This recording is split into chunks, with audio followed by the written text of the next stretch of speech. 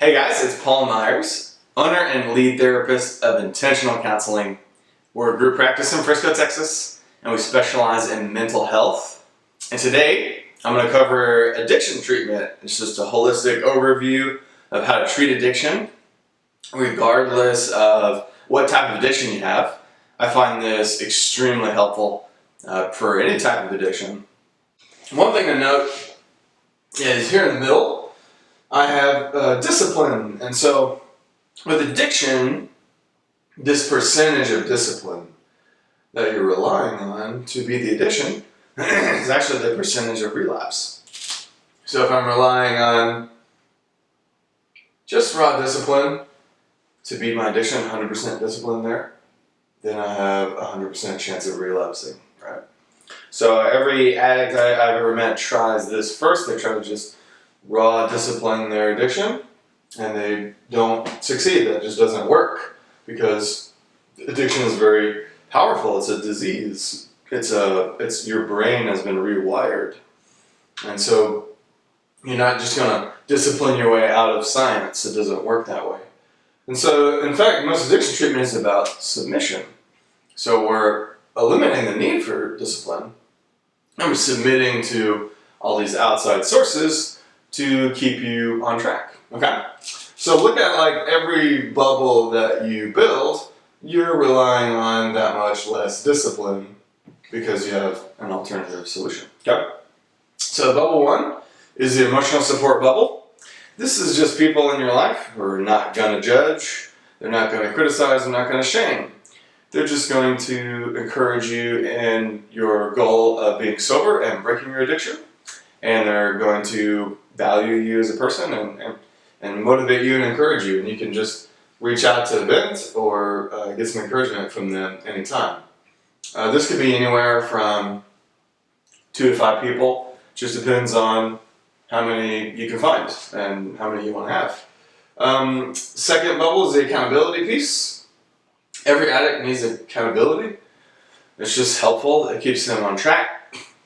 There are many forms of accountability. You could have a sponsor, a spouse, a mentor, or it could be a group of people. If your addiction is really strong, then I'd recommend a 7x7 rule. So this is a 7x7. So that means 7 people are each calling you once a week. So that's 7 days a week that you have somebody calling you. So every day of the week, a different person calls you to hold you accountable. You could also have a sponsor, which is the same person calling you every day. It's the same effect. Then we have spirituality. Spirituality is a part of every major 12-step program or AA or any of these things. I find spirituality is extremely helpful because without God, there is a lot less meaning and purpose and motivation. And so with God, we have a lot of intrinsic motivation and intrinsic meaning and purpose in our lives. We have confidence and hope and freedom in Him, which gives us a lot of strength. Plus, the fruits of the Spirit, one of those fruits is self-control, self-discipline.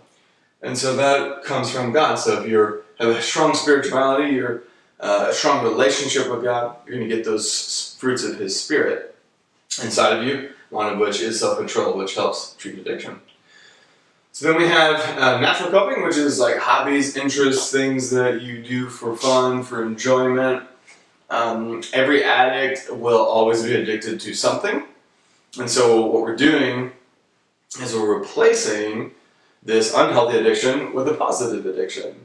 So hobbies, interests, exercise, things that enjoyable activities that you really can get addicted to in a positive way. That adds to your life rather than takes away from it.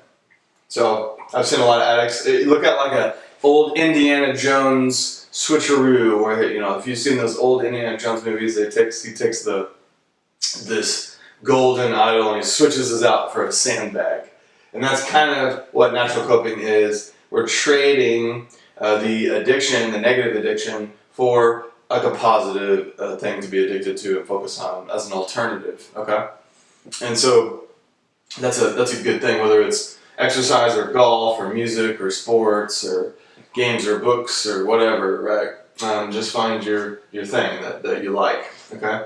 If you have hobbies I recommend 2 to 4 hobbies because as an addict, you'll kind of get bored and you'll go through little phases and waves. So you'll need to kind of switch it up a little bit, which is fine. When you get bored of one, you just go to the next one and just cycle those through. 12-step program is the next section to this. Every 12-step program is fantastic. It's thorough. I'd highly recommend it no matter what type of addiction you have.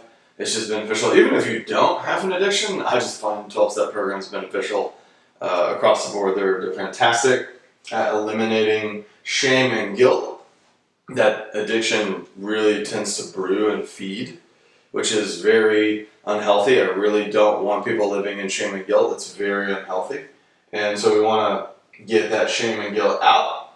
And it helps having a 12-step program because it's confession culture, where everyone shows up, they fall on the sword, and they're not judged, and they're encouraging and supportive of everyone to make progress, which is fantastic. In addition to, usually there's some type of workbook and steps that you'll be doing that are very tangible, that you'll have real homework, real things that you need to do in between your meetings that are really life-changing if you take it seriously, okay? You do get what you put into a 12-step program. So if you invest yourself a lot, you get a lot out of it. If you kind of show up and you don't participate, you don't really get anything.